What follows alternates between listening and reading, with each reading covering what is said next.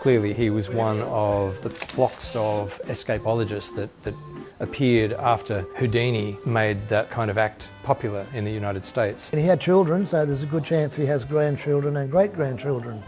We'd love to think that somewhere around Australia maybe there might be a relative or a descendant that's got an old trunk full of Hanco memorabilia, and we can learn more about him and find out what became of him in the end.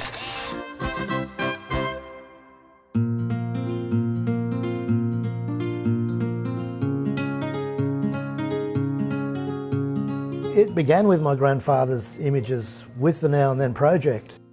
Oh gosh, going back to probably the time of our second book, Recovered Memories, and Pete was doing a Then and Now project with the ABC.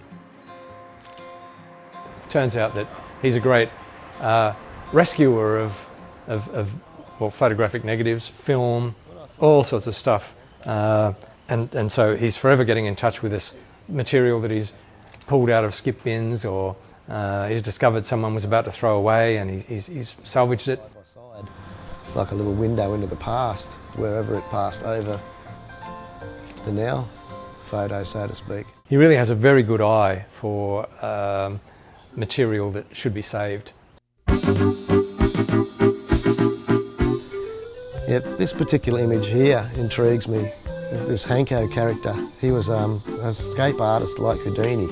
In among Pete's grandfather's negatives, there was one in particular that really appealed to Pete. It's a picture of members of a particular performance troupe at Maitland Show in 1924, the Hanco Escape Artist act. Belmore Bridge, it was thrown off the Belmore Bridge in a tin chest, all chained up, and moments later came up out of the water, triumphant, and crowds cheering and so forth.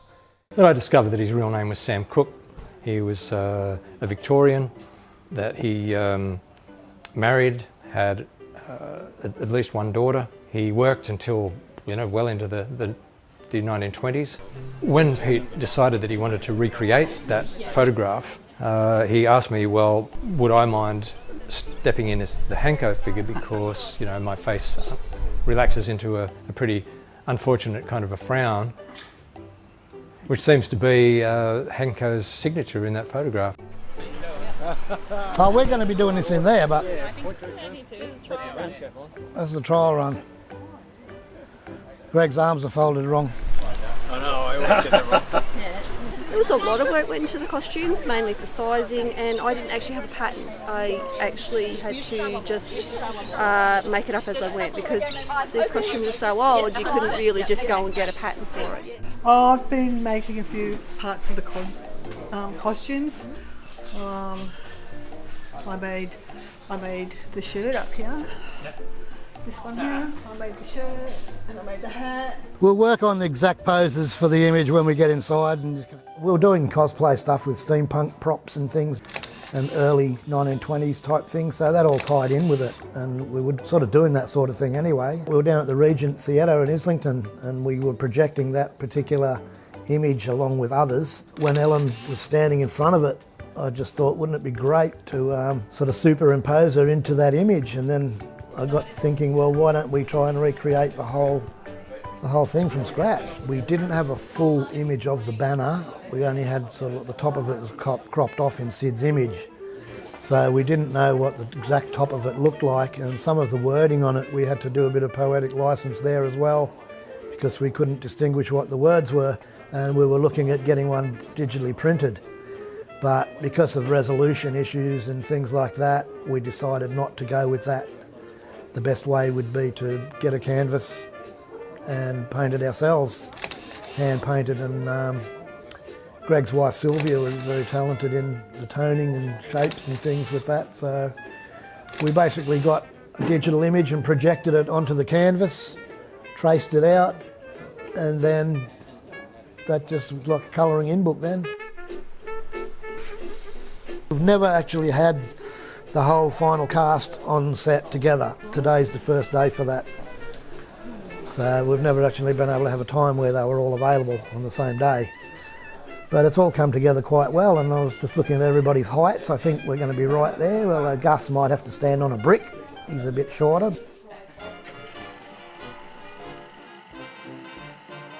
I like to write posts for my website, and Hanco was obviously a great candidate.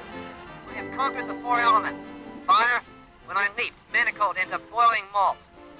And so when Houdini began to appear around 1900, the first reference I could find to Hanco was about 1904, 1905. When I made the first sustained flight in Australia. Others invented the aeroplane, but as long as there is an Australia, I am the first to fly here. But then Houdini visited Australia in 1910, and I think after that, possibly Hanco's career really took off, because Houdini had been such a popular draw card here. When I leaped handcuffed into an icebound river. Earth, night after night, mastering the resistance of matter to the flesh and the will.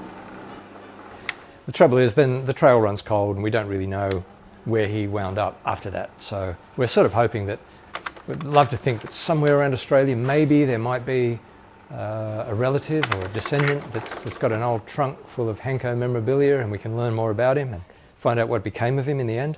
My grandfather was in the Maitland Motorcycle Club, and he was also a keen photographer. And Greg Ray reckoned I looked a little bit like him, and he mentioned today that I should put on some round rim glasses on and a jacket and actually be Sid taking the photo. Spin your body around a bit more for me.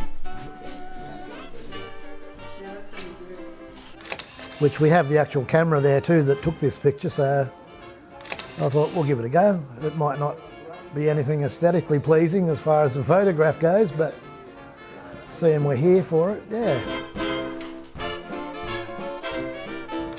Okay, I'm done. Hey. That's warm in there, isn't it? Oh, wait a minute, what's that?